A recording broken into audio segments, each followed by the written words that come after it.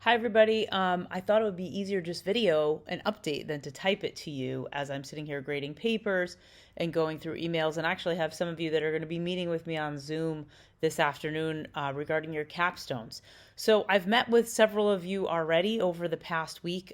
Some folks really wanted to get that check-in advisement meeting off their plate. We have another round coming up for check-in meetings the week of October 18th. So some folks had asked, hey, are there going to be modules? Are we supposed to be doing anything, any assignments? And as noted in the August 27th sort of intro email to you, I gave you a timeline of expected dates for certain assignments to be completed.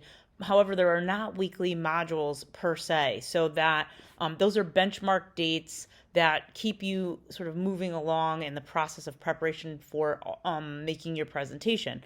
What I'm noticing when I'm meeting with many of you is people are anxious about the presentation. So I'm going to refresh in my announcement to you today the link to the previous presentations from other cohorts so that you can get a sense of the length and level of information to what scale and detail that folks have created their presentations and kind of give yourself a guideline. I say 10 to 12 slides, and I'll type this up also as well.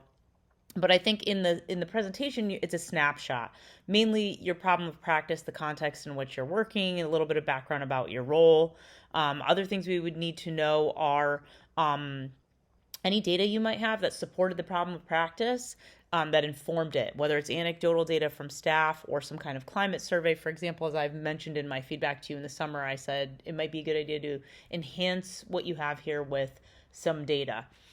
The other piece to that data will come from anything you may have collected so far. Now, some of you are just making instruments such as surveys to find out what your staff needs or what their level of expertise may be, or getting student feedback, for example. And you may just want to show us sort of the designs or a question or two or overview of your instrument. For example, some people who are doing teacher surveys, it'd be cool to see how complex the questions are and what kinds of measures are you using, such as fill in the box or Likert scale. And if you're surveying children, it would be helpful for us to see a question or two and that developmental change and how questions are arranged for kids. For example, are you using smiley faces or bubbles? Will they be assisted by someone when they answer? And then any possible de-identified data that could be relevant to share, but some of you may not be there yet.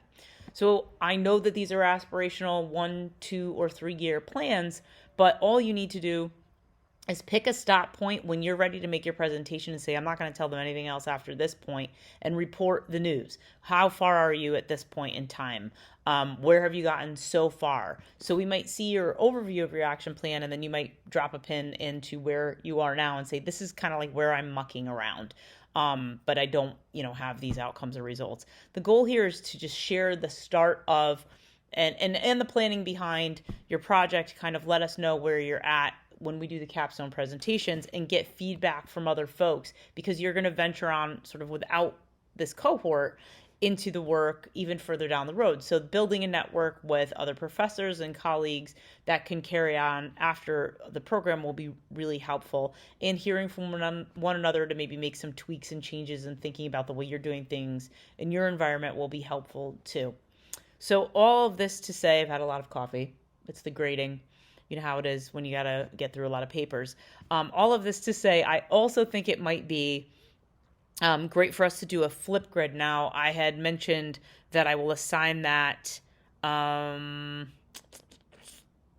probably about now. I was going to wait till October 18th, but I think I'm going to bump it up so that folks can just kind of check in with one another, hear one another's voice, see one another face to face, so to speak, and get a sense that like you're not the only one who's feeling concerned or overwhelmed about the capstone because you've created this amazing big picture plan, but maybe you're just in the small sort of details of it trying to get it started, or there's some barriers with, the flow of the year and other responsibilities that are keeping you from doing as much as you want, but you are not alone. So I will boost the Flipgrid to start now so that you can just start checking in with one another and responding on the Flipgrid as your peers post. If you have any questions at all, please reach out. Do review the announcements board.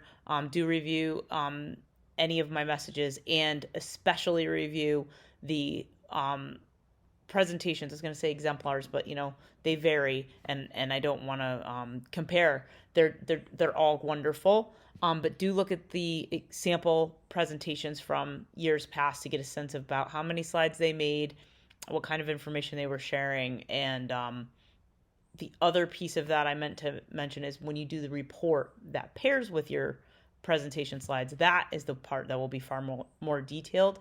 And that will be the piece that you hand in to me, the written piece describing far more detail of the action plan than a PowerPoint will do. So if you have excessive details you'd like to include, just continue to build that report. It should be double spaced, 10 to 12 point font in APA. Just in case you're looking at it now and everything's condensed, it'll really get much larger when you format it that way.